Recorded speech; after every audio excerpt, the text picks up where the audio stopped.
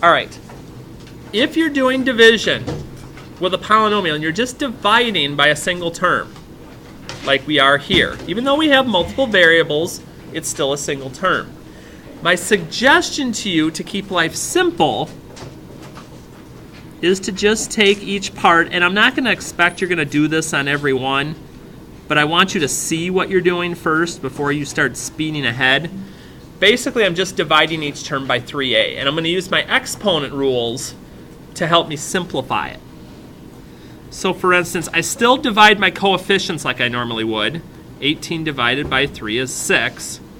But then remember, with your variables, with the exponents, you're subtracting exponents. And it's always bigger minus smaller. So 3 minus 1 would be 2, so I have 6a squared. And then 30 divided by 3 is 10, and 2 minus 1 is 1. And I know most of you will get to a point that you can just look at them individually and just go to the answer, and that's fine. But again, until you get to that point, it may not be a bad idea to either write them out, or if you've got something like a piece of paper or something like that, to cover them up in pieces so you're not interchanging things. So like here, 12 divided by 3 is 4. P to the 3 minus 2 is P. T to the 2 minus 1 is 1. And 1 minus 1 means my r's are going away. And I'm just going to move my way from term to term. And again, just something to consider here at the start until you get used to it. Don't forget about that negative. So negative 21 divided by 3 is negative 7. My p's cancel. They have the same exponent. I have a q here. My t's cancel. And 2 minus 1 gets me an r term. And I just keep plugging my way along term to term until I run out of terms to play with. Negative 9 divided by 3 is negative 3. Subtract, 3 minus 2 gets me a p. I already have a t. I already got the r. I'm done. So this is going to be more a test of your patience, just to make sure that you're not rushing through so fast trying to get done that you're not paying attention. And so as we do all of these, now, are they always all going to come out really nice? No. 30 over 12 doesn't come out real nice. What's 30 over 12 reduced to? 5 over 2. Okay, so this is going to be 5. A to the 2 minus 1 is A. B to the 3 minus 2 is B over 2. Or you could write 5 halves AB. That would be okay. And then 48 divided by 12 is 4. A's cancel. 4 minus 2 is 2. And then finally, 84 divided by 12 is 7. 5 minus 1 is 4. And those are set. Okay, this isn't one of those type of things where you would have to go now and find a common denominator and turn it into one fraction. Don't worry about that. Because normally we just look at that as 5 halves anyway, and that would have everything of the same degree. Yeah? Is there any specific order you want us to put it in, like fraction front or fraction back, or like the A? No, with these, since we're just reducing right now, it's not going to make as much of a difference with like the degree and things like that. I did notice even as going through the book on these, they didn't even bother putting them in degree order. I'm like, oh, that's kind of interesting. So I would just keep them in the order they're in currently and do it that way. So then here, it changes up a little. Use substitution to determine whether x minus 2 is a factor of the following polynomials. Now that doesn't mean I have to stick in x minus 2 where every one of these are and make this some big, huge something. If this is one of my factors, that would mean I should be able to set it equal to 0, and whatever that particular number is the number that I would sub in for x. And if I get a 0 back, that's a solution. That's one of my factors. So all you're going to do here is everywhere that you see an x, you're going to replace it with a 2. And if you happen to get yourself a 0 back as your solution, and again, most of you, I would hope, would trust yourself to not have to go into calculator land here, but you know, if you're having one of those days that the detail stuff just seems a bit too much, no big deal. If you get a 0, then x minus 2 would be a factor of that. And that's the type of thing that we're looking for. So anytime you're asked to determine if a binomial like this is a factor, set it equal to 0, find the actual x value that would create, and then go ahead and see if your quantity ends up being 0 or not. If it does, 16 minus 16 is 0, plus 4 minus 4. That works. Then that would be yes. But if I plug it in,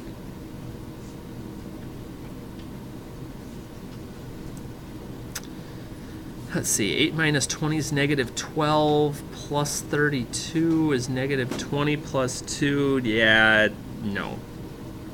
Let me do that again just to make sure. 8 minus 20. Oops, I forgot my squared. 8 minus 40 plus 32 plus 2. That's going to be 2. Anything besides 0 makes that not a factor of that polynomial. But again, don't make more work for yourself. Just find that x value, that 0, and plug it in. But now we get to have some fun. We get to go old school. Think way back to the 4th grade. They're like, oh my. So when you used to divide, you'd have something maybe that looked like this before we got into calculator mode here. And you'd be like, okay, 3 doesn't go into 1, but 3 goes into 14 4 times, and 3 times 4 is 12. Bring the next term down. 3 goes into 22 7 times. 7 times 3 is 21. And that makes my remainder. It's 47 1/3. We're going to do the same thing, except we're doing it with upper level math. We're going to include variables when we do long division. So the way this is going to work, you're going to really want to stay with me on this. It's basically a 2-step process that we're just going to keep repeating until we get the answer that we're looking for. So here's how this is going to work. I'm going to write my divisor on the outside. For those of you that write huge, try to write a little bit smaller than you normally would, because we're going to need a little side work area here.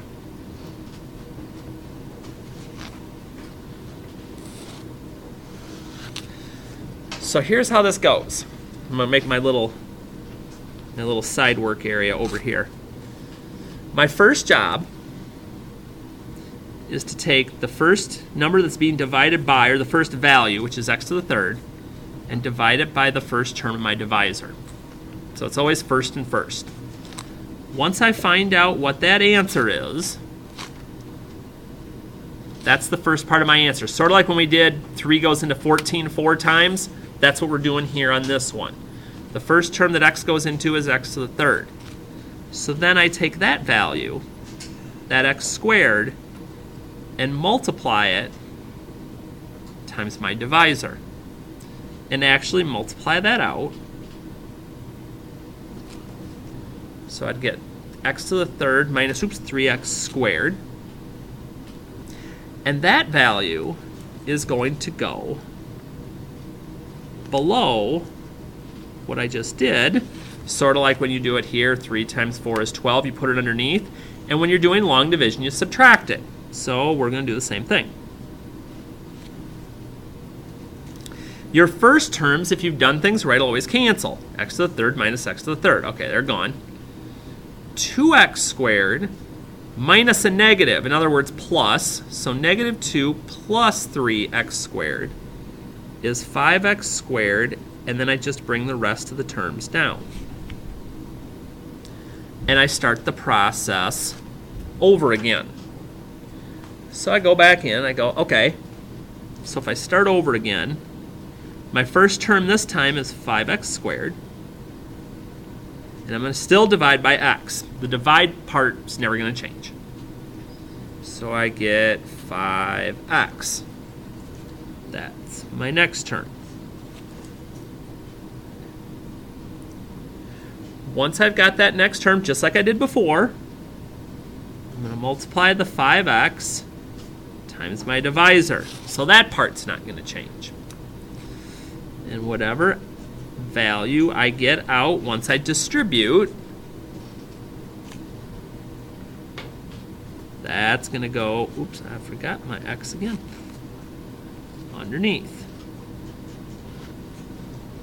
And this little two-step process is going to keep continuing until I can't divide in anymore. So those two cancel.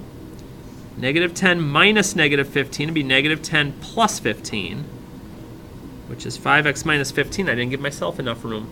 What the heck? I'll give myself a little room over here. This is one where some of you might actually want to have some side stuff available, or you might get to a point where you don't feel you need this. We'll see. So one last time.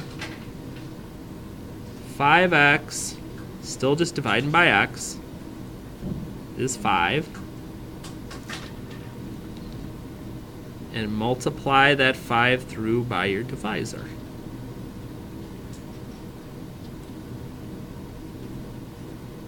And subtract it. And if you get a 0 at the end, that would mean if you actually were to multiply out this times your divisor, you'd get the original problem back. You have no remainder this time. And that's going to happen on some of these. But again, it's always going to be in your best interest to have a piece of paper to the side or something where you can do a little scratch work just in case.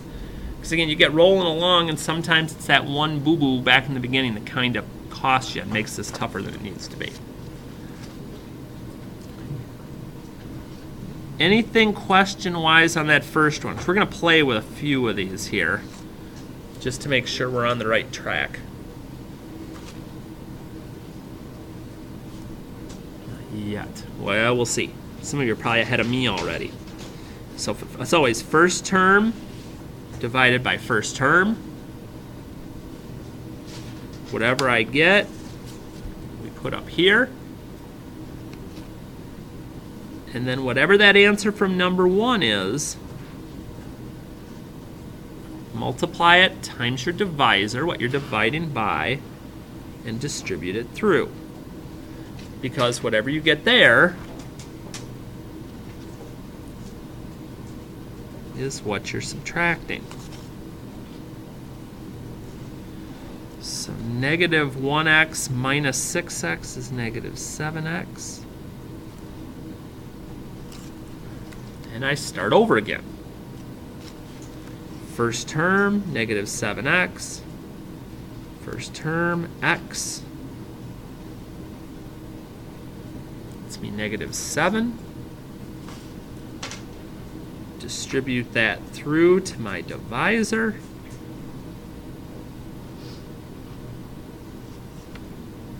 And we once again look like we are fortunate. We will have no remainder. We're set. So long division isn't necessarily that it's hard, it's just, are you going to slow down enough to be detail-oriented enough that you're not going to make an error in the middle somewhere? That's kind of our bigger picture lesson with doing this particular one. But then, of course, I got to start throwing some curveballs at you. If you get a problem where you have your coefficient of your divisor isn't 1, because notice so far it's been 1, it's been 1. Even with x squared, it's 1. Before you can start doing the problem, you have to go through and divide every term by whatever's in front of that divisor. So if this would have been 3b plus 2, we'd be dividing everything by 3 before we start. Because otherwise the long division becomes a little bit of a problem. So here I'm going to have b plus 1, and I divide through by my 2. Then I'm going to have b to the third minus 3b squared plus 4b minus 2. Now I can use long division. But that's the one kicker with this. If it's a different coefficient, you've got to divide through, but then, just like it has been, the process is exactly the same. First term divided by first term.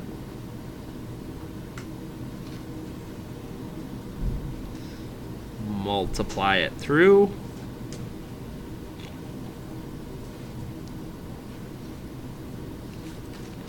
And then that's what I'm going to subtract.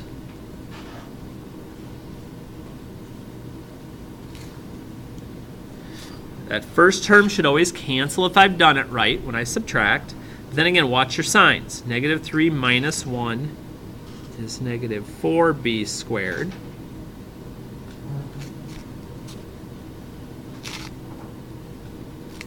And then I just start over again. Negative 4b squared divided by b. And some of you may say, well, how do I know for sure when I end? I mean, we've gotten 0 before. If you get to a point where you can't divide your divisor into this, that's when you're done. And we're actually going to get to see that this time. Bless you. So that negative 4b, multiply it through by my divisor.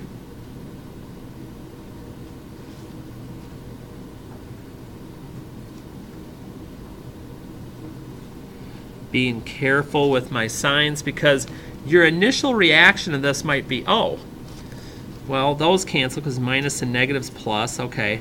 Oh, 4 minus 4 is 0. Remember, 4 minus negative 4 is 8.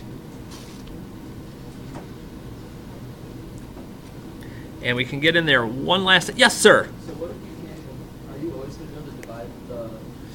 This divided by this? Yeah. If I get to a point, which we're going to get to after this next step, that you can't, that's when we're going to know we're done. Well, and then also, like, on the, when you first divide it by 2, are you always going to be able to do that? Like, what if you get a number, like, all of them don't have a common factor? So, like, if I get a fraction, Yeah. you'd have to deal with the fraction, but you're not going to run into any problems that do. Okay. Yeah, we'll let some of you breathe a little easier here. So you're like, okay, 8b divided by b is 8. We're hoping we're almost done because we're starting to run out of room here if we haven't already. And for the first time today so far, we are going to run into a problem where everything doesn't cancel out. So I'm like 8 minus 8, okay, they wiped out. But negative 2 minus 8 is negative 10. Here's how I know that it's time to stop. I can't divide b into 10. There's no b's left. So I know there's nothing left to do. Well, what do I do with the 10 then? Typically what we're going to do then is we're going to make a fraction out of what's left, and your divisor is going to be the b plus 1. Just the same as when we divided up top and we had the 1 left. We just made it 1 over 3. Basically what had happened here is we took our divisor, so we did 1 divided by 3, got this. I'm doing the same thing here. I'm taking what I have left, and I'm just dividing it by the b plus 1. And if some of you are wondering, could you just write minus 10 over b plus 1? Absolutely. That would work out just fine. But if you have a remainder, that's how it works. You have to put it over the divisor. You can't just put minus 10 on the end. It won't work. Okay, so let's see here. We've had a divide through by a number. We've had a remainder. We've had no remainder. We're starting to run out of things to have become a problem. There's still one more, though.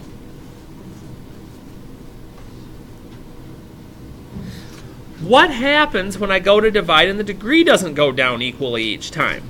And what I mean is, like for instance in 7, it went 3, 2, 1, 0. 2, 1, 0. 3, 2, 1, 0. 3, uh-oh. What do you think happens if I'm missing a degree? Like in this case, I'm missing an x squared term. Do I just ignore it and just write minus 43x and go about my business? What might I be able to put in as a placeholder? How many x squareds do I have? 0.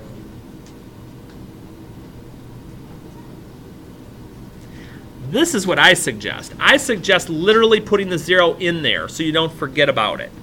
Because otherwise it's really easy to start having your variable terms get all messed up with what exponent you should have. So if you have a missing term, and sometimes you may have more than one, I would put a 0 in there just so nothing too screwy was going to happen. But otherwise, everything stays the same.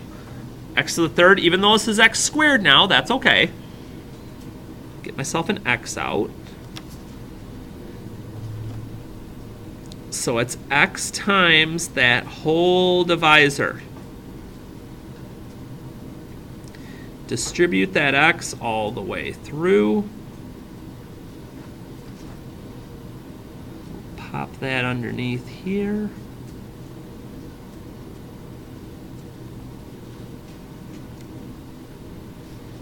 First term goes, that's good. 0 minus 6, negative 6x squared. Negative 43 plus 7 is negative 36x. And it looks like we're only going to have to do it one more time because they have the same degree.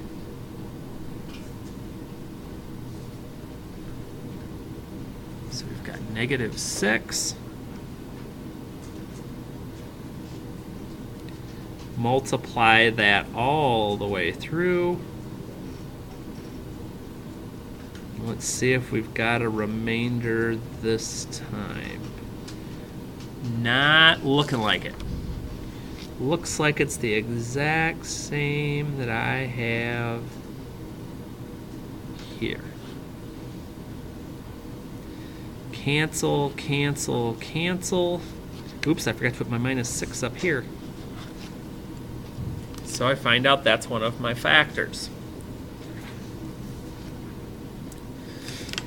So the first question anybody would be thinking at this point is there a way I can get around this and not necessarily have to go through this every single time?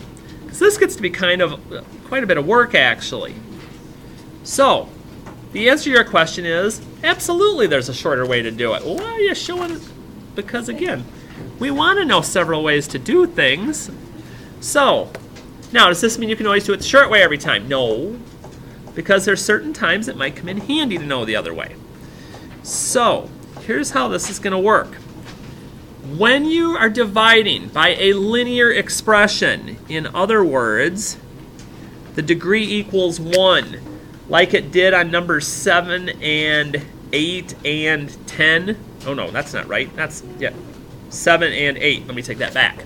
On the front, we can use this thing called synthetic division. And here's how that works. Instead of having to write all of this out, whatever my divisor is, I think of what would the 0 be. So if x minus 3 equals 0, x would equal 3. Whatever that 0 is going to go in the little box that I got here. And for the moment, I'm going to lose all of my variables. So for instance, I'm going to say, okay, so my coefficient here is 1, and 2, and negative 10, and negative 15. And when you see how slick this works, you're going to be like, ooh, I wish everything was linear. To divide by synthetic, drop your first term down, no matter what it is, multiply that value times your divisor, times your number in the little box. So 1 times 3 is 3. Add down. Multiply. Add down. Multiply. Add down. Okay, so it's the same 2 steps each time. Answer, multiply it, that goes in the next spot, and add down as you're doing it. So, thank you, sir. So now how do I get to the actual answer then? Well, here's how this is going to work. We're always going to start 1 degree below with what we started. So I started with a degree of 3. I'm going to start at 2, and I'm just going to keep decreasing by 1 degree until I run out of room. Now, if I'd have had a number here, that would have been my remainder, but I don't. 2, 1. There's my constant term, and I don't have a remainder. That's my answer. So this will work with any of them. And if like it mentions here, if the remainder is 0, my divisor is a factor of the polynomial. Just a good thing to know. What's going to go in my little box on number 12? -6. Okay, and then I got a 1 and a -1 and a -42. Process, same every time. Drop the first term, multiply times what's in the box, and add down. Multiply by what's in the box, and add down. And just keep reminding yourself, it's 1 degree less that you're starting with when you put the variable terms back in. So I start with 2, 1, 0, no remainder. I'm done. Now, as always, there are going to be some little things that if you're not watching, are going to get you in trouble. Like 13. Does it go down 1 degree step each time? No. You're like, okay, I got my -2 here. Okay, so my coefficients, it's 3. There is no x squared. There is no x. But then my constant term comes in. So what you're actually looking at this like is though it were x to the third plus 0x squared plus 0x minus 8. That's what you're looking at. Because that's the only way this is going to work, is if I keep those placeholders in. Once I do that, get my 1 down, multiply, add down, multiply, add down, multiply, add down. So you're like, okay, so let's see, how's this work again? Oh yeah, degree goes down by 1. So I start with x squared minus 2x plus 4. Now I got this sitting on the end. Remember, that's my remainder since I can't go down anymore in degree. So you put that over the original divisor, and now I'm done.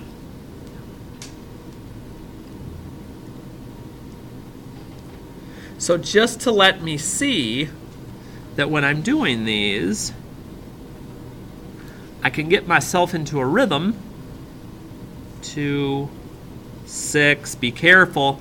3, 2, I don't see an x to the first, so that's got to be a 0. And then my 9.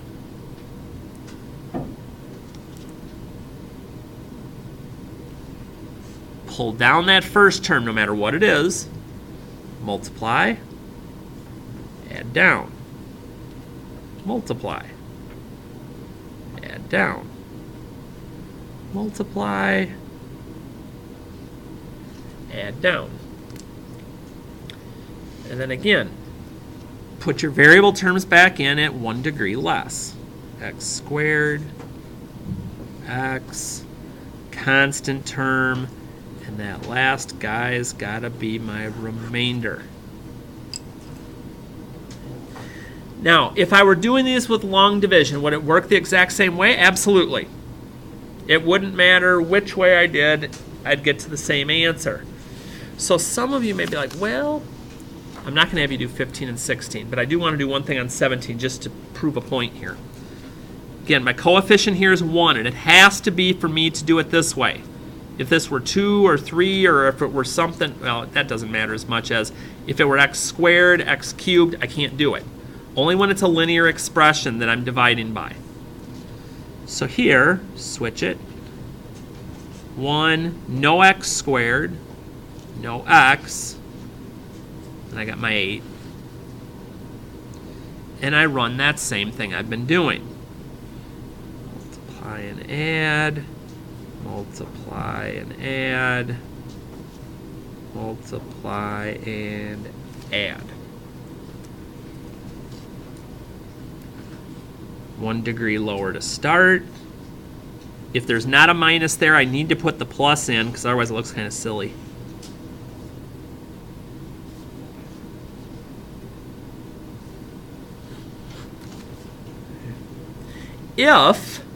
If I were doing this the long way, and again, I have to be flexible.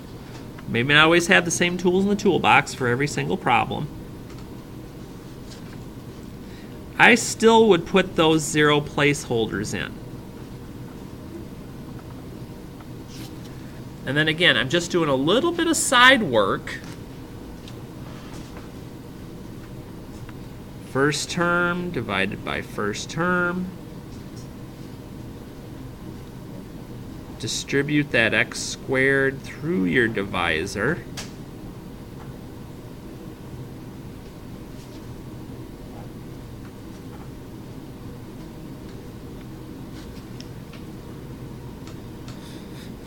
And with synthetic division, and well, more the long division, it's all about your detail work, making sure you don't lose something.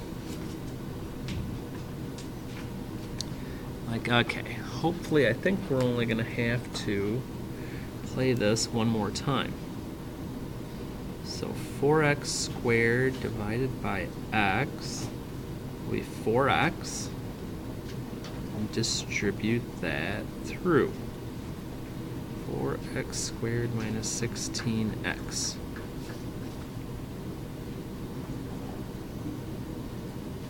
And you're like, whew, hope these are all linear.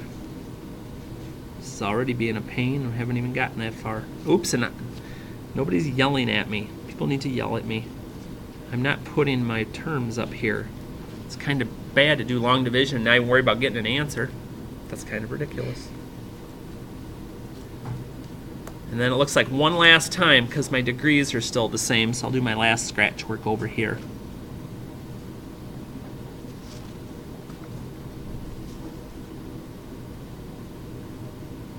And it looks like we're going to have us a remainder.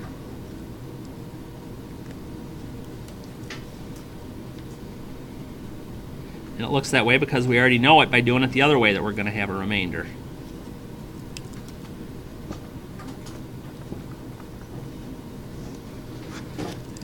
Given a choice, do I like the one on the left a heck of a lot better? Absolutely.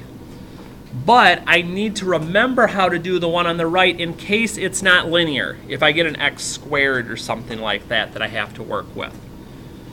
Okay, so you have to be multidimensional here. You can't just go to synthetic every time. So, down at the bottom, see, and it's not awful. You've only got to do 4 of them that you're going to have to do long division on, just to get a little practice with. This, unlike what you saw when you first came in, this will be homework check 13, the first assignment.